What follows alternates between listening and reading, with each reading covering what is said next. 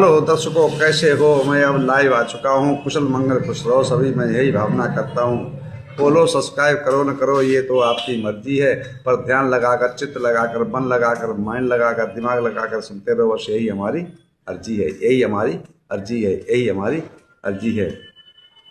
तो हेलो सभी दर्शकों, थोड़ा ठंड का बचाव कीजिए।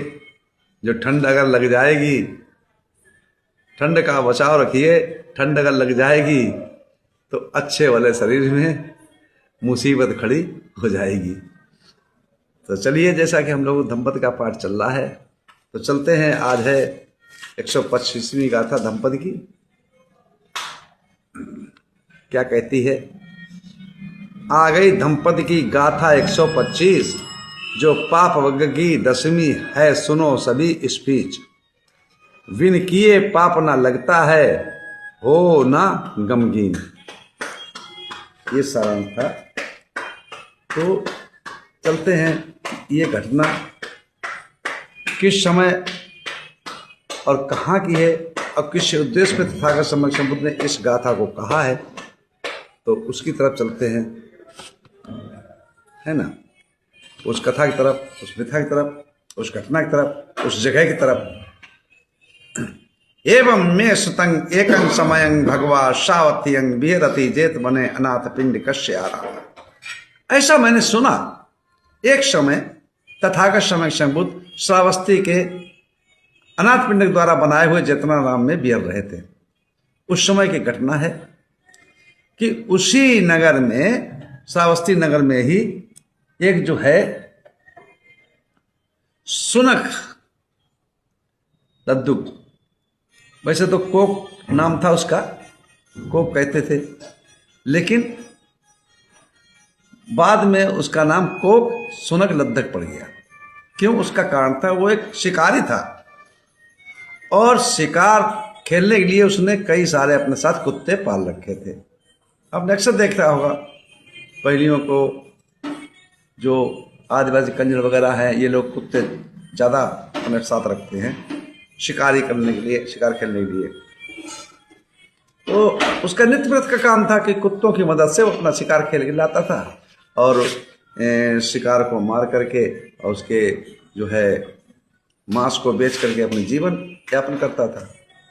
एक समय क्या हुआ कि वो शिकारी अपने कुत्तों को साथ लेकर के, और कुत्तों को साथ लेकर के चला है जंगल की तरफ। इधर जो है एक भिक्षु जो थे, वो अपने चीवर को स्वच्छादित करके बच्चा पात्र हाथ में लेकर के और चारिका के लिए चलते हैं। तो जैसे ही नगर से बाहर, नगर की तरफ निकलते हैं, वैसे ही वो उधर से आता होता वो देखता है। तो ये कहता, आज इस मुंडक को देख लिया। उसके मन में विचार उठता है, चित्त में भावना जागृत होती है कि इसको हमने देख लिया तो आज हमारे दिन खराब जाएगा, हमें शिकार बहुत मुश्किल ही है मिलना। अकस्मात होता भी ऐसा ही है कि वो तो भिक्षा चारिका के लिए चले जाते हैं, ये जाता है जंगल में, तो इसको उस दिन कोई शिकार नहीं मिलती है। जिस समय कोई शिकार नहीं मिलती, वापस आता है गमगीन होकर, मनहीन होकर, निराश होकर के। और जब रास्ते में आता है तो इधर भिक्षु जो थे वो अपना चारिका करके और वापस बिहार के लिए जा रहे थे। रास्ते में फिर उसने देख लिया। अब तो जो है उसने बहुत क्रोध आया, बहुत मन में जो गुस्सा उत्पन्न हुई, घृणा उत्पन्न हुई कि इसकी वजह से मुझे शिकार नहीं मिला और इसकी वजह से ही मैं आज खाली हाथ वापस लौटा हूँ। तो उसने क्या काम किया कि अपने कुत्तों को हुस्कार करके दौड़ा दिया उनके पीछे। जब दौड़ा दिया तो कुत्ते जब भागने लगे और उसको काटने के लिए भिक्षु को, तो भिक्षु जो है एक पेड़ के ऊपर चढ़ने लगे। जिस समय चढ़ते हैं तो कुत्तों की तो पहुंच से परे हो जाते हैं, ऊपर चढ़ जाते हैं, लेकिन आदमी के पकड़ से परे नहीं होते हैं। तो उसने सोचा, अरे ऊपर चढ़ जाएगा तो ये बच जाएगा। तो उस शिकारी ने सोचा और जाकर के उनकी एड़ी पकड़ के नीचे खींचने लगा। इधर भिक्षु अपना बचाव कर रहा है और शिकारी उन्हें नीचे खींच रहा है। तो उस खींचातान में भिक्षु जो थे उनका चीवर गिर जाता है और चीवर गिरने के बाद वो चीवर उसी शिकारी के ऊपर गिरता है तो उसमें शिकारी ढक जाता है। अब इधर कुत्तों के मन में विचार आया कि हम जिसको खींचना चाह रहे थे, मारना चाह रहे थे, काटना चाह रहे थे, वो नीचे गिर पड़ा है ना। और इधर भिक्खु तो ऊपर चढ़ जाते हैं, वो नीचे गिर जाता है अंधेरा अंदर, क्योंकि चीवर के जब ऊपर गिरा, इधर खींचा झपटी पैर भी छूट गया, तो भिक्खु तो ऊपर चढ़ जाते हैं और वो नीचे गिर जाता झटके से। तो कुत्तों ने सोचा कि यही जो है भिक्खु नीचे गिर गया, तो उन्होंने उसको काटना और पीटना मारना शुरू कर दिया। अब कुत्तों ने जब उसको काटना, काट काट के बहुत हो गए, जख्मी हो गया, मृत सन्न हो गया। इधर जो है भिक्खु ने ऊपर से देखा कि मेरे प्रति मेरे कारण ही ये जो है इसकी दुर्दशा हो। उन्होंने एक सूखी लकड़ी तोड़ी और जमीन पर जब फेंकी है तो उससे वो चीवर हट गया। तो कुत्तों ने जब उसका चेहरा देखा तो अब तो कहते अरे ये तो बहुत बड़ी मिस्टेक हो गई, बहुत बड़ी गलती होगी, बहुत बड़ी चूक हो गई, हमने अपने मालिक को ही काट लिया, अपने मालिक को ही मरना पसंद कर दिया। तो कुत्ते वहां से जंगल भाग जाते हैं। भिक्खु जब नीचे उतरता है, देखता है, तो उसको बहुत पश्चाताप होता है, बहुत दुख होता है कि मेरे कारण इस शिकारी की हत्या होगी, मर चुका होता वो। अब ये मन में विचार लिए, गिलानी लिए, संकोच लिए, श्रावस्ती के जेतमानाराम में पहुंचते हैं। वो भिक्खु जो है तथागत सम्यक समूह से इस बात को साझा करते हैं और कहते हैं कि तथागत सम्यक समूह आज बड़ी मुझसे बहुत बड़ी गलती हुई, मेरा शील टूट गया,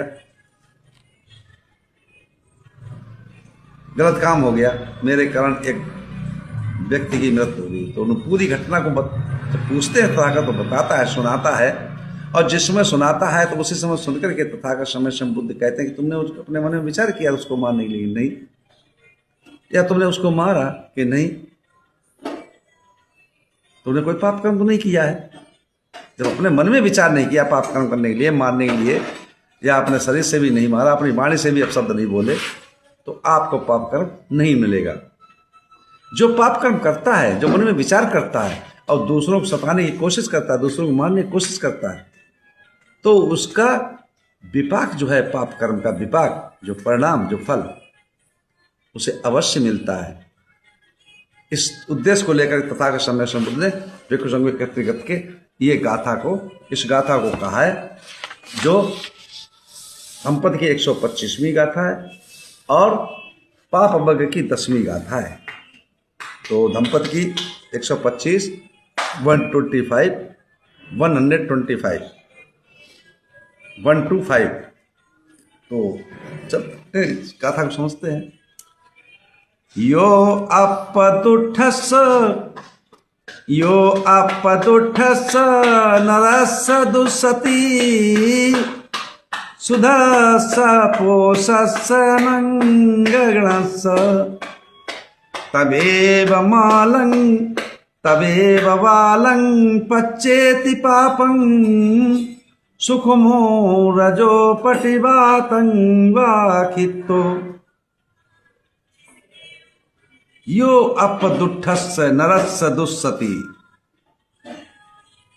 सुधस् पोषस् अनंगणंस तमेव बालं पच्चेति पापं सुखमो रजो पटिवातं वाखितो।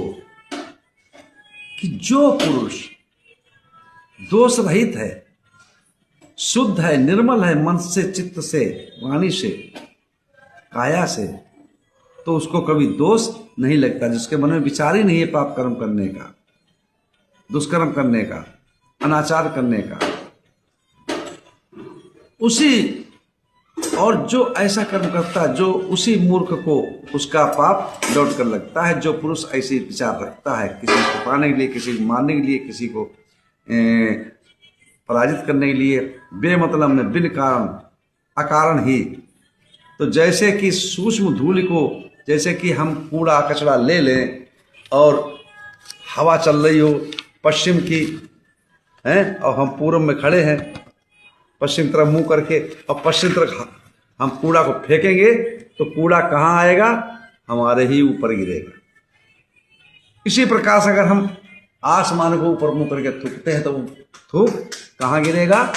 हमारे मुंह पर गिरेगा। इसी प्रकार जो पाप कर्म करने वाला होता है, जो दुष्कर्मी होता है, जो अनाचारी होता है, जिसके मन के विचार जो है गलत होते हैं, सोच गलत होती है, तो ऐसे ही उसको परिणाम उसको ही मिलते। क्योंकि उसने देखिए विपाक उसके पहले जब उसने तथागत समय संबुद्धि के शिष्य को देखा चारिका जाते हुए, तो उसके मन में पहले ही उत्पन्न हो गया विचार, कौन से गलत विचार, कि इसकी वजह से हमें शिकार नहीं मिलेगा।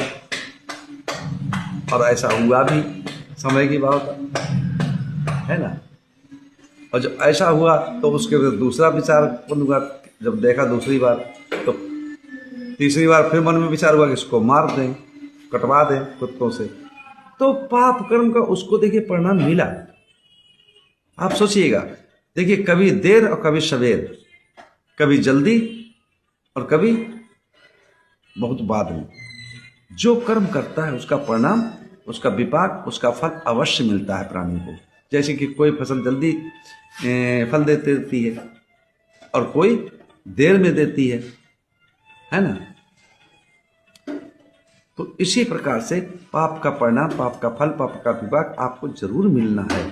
चाहे शुभ कर्म करो उसको भी, पुण्य कर्म करो उसका भी परिणाम मिलना है, और दुष्कर्म करो, पाप कर्म करो उसका भी परिणाम मिलना है।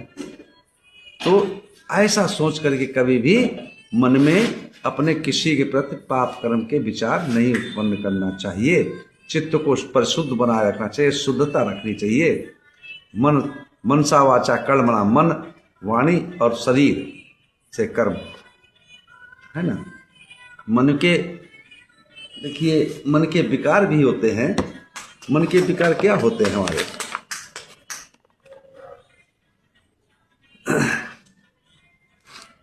भगवान बुद्ध कहते हैं कि भगवान कहते हैं अगर हमारे मन के विकार होते हैं, है ना। मन के विकार क्या होते हैं? कि अशुद्धता, मन में गलत विचार लाना, किसी को पराजित करने के लिए, किसी को मारने के लिए, किसी को गाली देने के लिए, ये मन में विचार पहले उत्पन्न होता है। फिर वाणी पे आता है। वाणी के दोष होते हैं चुगली करना, झूठ बोलना,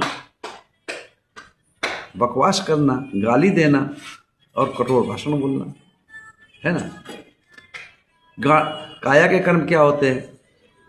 किसी की हत्या करना, व्यभिचार करना, चोरी करना।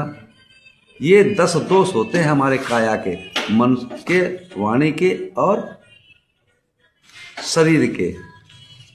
तो इनसे बचना चाहिए हमें, यहाँ सीख लेनी चाहिए। ये सीख हमें दंपत की गाथाओं द्वारा मिलती है। दंपत ही एक अपना बौद्ध में सबसे पवित्र ग्रंथ है, और इसको इस दंपत की बात को किसी भी संप्रदाय के, किसी भी समाज ने काट नहीं पाया। यह काट शब्द है।